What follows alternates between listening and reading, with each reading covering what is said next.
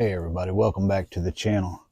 I was just getting ready to service my generator, just change the oil in it. It's time. And this time of year, coming on the winter time, something to think about, power outages, all that stuff. You got to make sure your equipment's in shape to take care of things. And it's been a minute since I changed the oil in this. So I thought, well, I might just go ahead and record this deal so y'all can see it too. This is the Predator 3500 inverter generator from Harbor Freight. I've had it either 3 or 4 years. I can't remember exactly which, but it's been flawless. I've had generators for the last 30 years, and this is by far the best one I've ever had, including the Hondas that I've had, a Yamaha I had. Anyway, this one has treated me better than any of those, and it's extremely quiet. Anyway, so let's go ahead and get started. Underneath this thing, there's just a little rubber plug. You just flip it out. So just flip it out. And this is, I put here for a drain pan. Now you can just take this off, and you can see where the oil dipstick is there. And I don't know if you can see the little plug. Let me take y'all down from there for just a second. I want you to see where not exactly sure what happened there, but anyway, I was going to bring y'all up so you can see. Can you see the little plug in there? Hold on just a second. All right, so deep inside there, you see that looks like a bolt. The one right underneath the dipstick, that is the oil drain plug. It's 10 millimeters. So for this, all you truly need is a 10 millimeter socket, a ratchet, and an extension to reach in there to get to it. I'm going to go ahead and take this entire side cover off. Makes everything easier and then easier. Let me get y'all back on the old stand here. It just makes everything easier across the board. All right, so first off, I'm going to remove this dipstick just to allow airflow so the oil can drain out easier. I'm going to put it right there. Got my handy dandy ratchet here. I'm just going to reach in here, get a hold of this plug.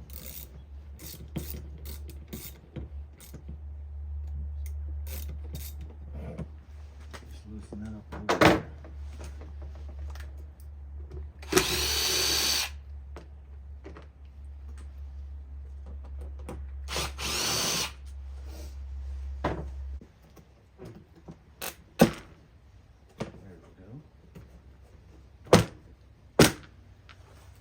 That's all for that.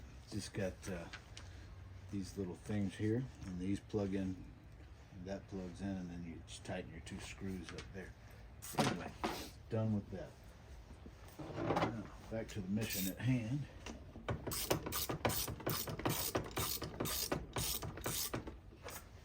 I'll reach in, take it the rest of the way out so it doesn't drop through the bottom, land in a pile of oil.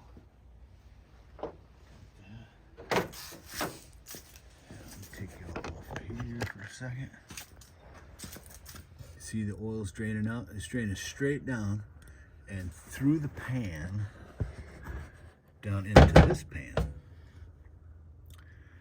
To this pan right here. So these only hold 20 ounces of oil. And the manual says to go back with 10W30. I am going back with synthetic oil, and it's going to be a 530, and it's going to work just fine. You don't have to do it because I'm doing it. I'm just doing it because I know it'll work. But anyway, I like to run synthetic in my stuff. So that oil has got some miles on it. I think we can probably go around to this side, pull my tape off so I can see. This generator has 245 hours on it. No, it has been well used and no trouble at all. But that oil is black, black, black. It was due to be changed and then some. But anyway, I will bring y'all right back when it's time to add the new oil. All right, everybody, welcome back. We got it fully drained. We're going to reinstall the oil plug.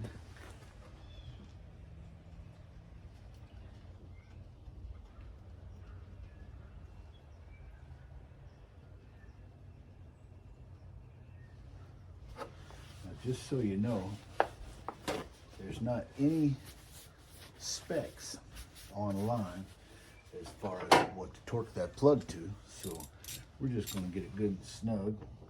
All of that is aluminum and we don't want to damage that, so don't go going gorilla on it. So I just snug that up good, and normally I would clean that up, but right now we're going to add the new oil, and the manual states that the oil should come up to the threads on this. So what we're going to do is add enough that it starts to come out a little bit. That way we know we have a proper amount. All right, I got my trusty dusty super long funnel here. Stick it in there. I guess this is something you really can't get in a huge hurry for. It's just going to take how long it takes. It's not a super long job for sure, but there's no need to hurry it. So we'll just add our oil. We're just going to continue to add until it gets up to the threads, because you know we want to do this right. We don't ever want to be low on oil.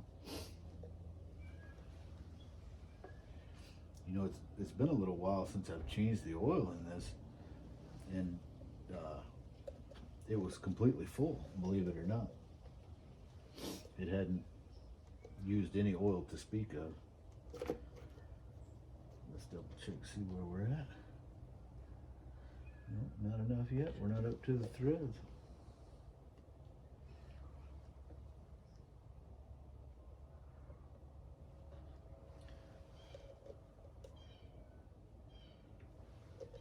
Let that get all the way in there.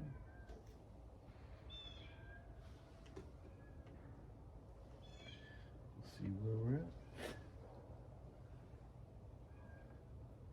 Almost good, kids.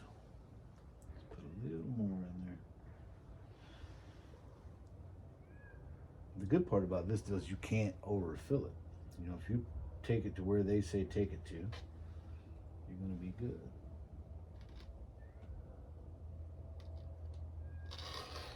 All right.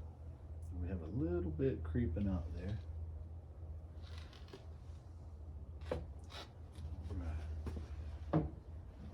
Cap this off with a paper towel. Make sure we get the majority of the oil out of there, because this is not the only project I use this particular funnel for, so I don't want it getting full of dirt. So we're going to stop this end up with a paper towel, and we're going to stop up the other end with a paper towel. And now we have no worries of any contaminants getting into our funnel. So now I'm just going to take a second and wipe up all that funk that's in there, because we don't want it to be a mess. Any oil you leave in there is just going to gather dirt over time, make a big mess. Now we'll clean off our dipstick.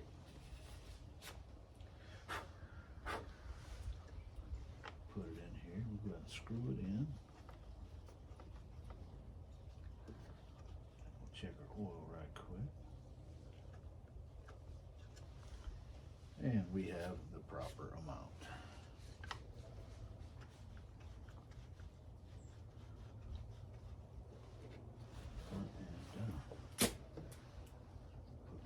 Back on this.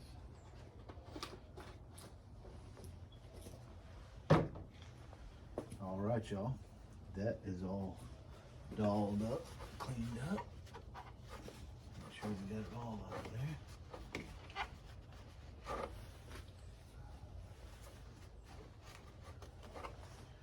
All right. Alright y'all, so we're gonna go ahead and put the side cover back on now.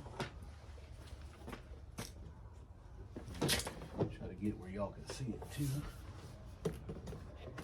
Pull that flap up.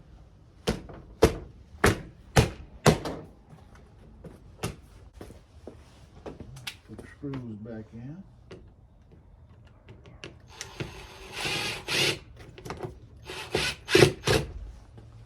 Get a rubber cover back over.